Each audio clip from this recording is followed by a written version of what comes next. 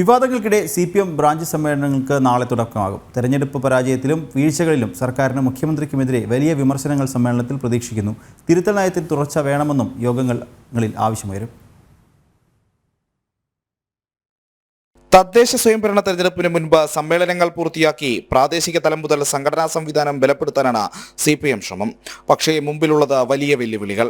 വിഭാഗീയ പ്രവർത്തനങ്ങൾക്ക് വിലക്കേർപ്പെടുത്തിയെങ്കിലും സർക്കാരിനും സംസ്ഥാന നേതൃത്വത്തിനുമെതിരായ വിമർശനങ്ങൾ സമ്മേളന കാലയളവിൽ പ്രതീക്ഷിക്കാം.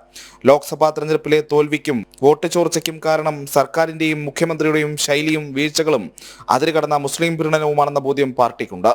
ശക്തി കേന്ദ്രമായ ഈഴവ ബെൽറ്റിൽ BJPയുടെ കടന്നുകയറ്റമുണ്ടായി. മുസ്ലിം വോട്ട് ബാങ്കിനായി നടത്തിയ പലസ്തീൻ അനുകൂല പ്രചാരണം ക്രിസ്ത്യൻ വിഭാഗങ്ങളെയും അകറ്റി. രാഷ്ട്രീയ നയസമീപനങ്ങളും തന്ത്രങ്ങളും രൂപീകരിക്കുന്നതിലുണ്ടായ വീഴ്ച ബ്രാഞ്ച് സമ്മേളനങ്ങൾ മുതൽ പാർട്ടി കോൺഗ്രസിൽ വരെ വിമർശനത്തിന് കാരണമാകും. അപ്രമാദിത്യമുണ്ടെങ്കിലും ആരും ചോദ്യം ചെയ്യാനില്ലാത്ത അധികാര കേന്ദ്രമല്ല ഇന്ന് പിണറായി വിജയൻ എന്നതാണ് യാഥാർത്ഥ്യം. സർക്കാരിന്റെയും മുഖ്യമന്ത്രിയുടെയും പ്രവർത്തികൾക്കെതിരെ സമ്മേളനങ്ങളിൽ ചോദ്യങ്ങൾ ഉയരും. സംസ്ഥാനത്തെ രൂക്ഷമായ ധനപ്രതിസന്ധിയിലേക്ക് തള്ളിവിട്ടത്, വികസന മുരടിപ്പ്, ക്ഷേമ പെൻഷനുകൾ വിതരണം ചെയ്യുന്നതിലുണ്ടായ വീഴ്ച, മകൾക്കെതിരായ ആരോപണം, താഴെത്തട്ടിൽ ന്യായീകരിച്ചു മടുത്ത വിവാദങ്ങളെല്ലാം സമ്മേളന പ്രതിനിധികൾ മുന്നോട്ട് വയ്ക്കും. മുഖ്യമന്ത്രിയെ തിരുത്താൻ മാർഗരേഖ തയ്യാറാക്കിയതുപോലെ പാർട്ടി സംവിധാനത്തിലും ശൈലി മാറ്റമെന്ന നിലപാടുകൾ ഉയർന്നു കേൾക്കാനും സാധ്യതയുണ്ട്.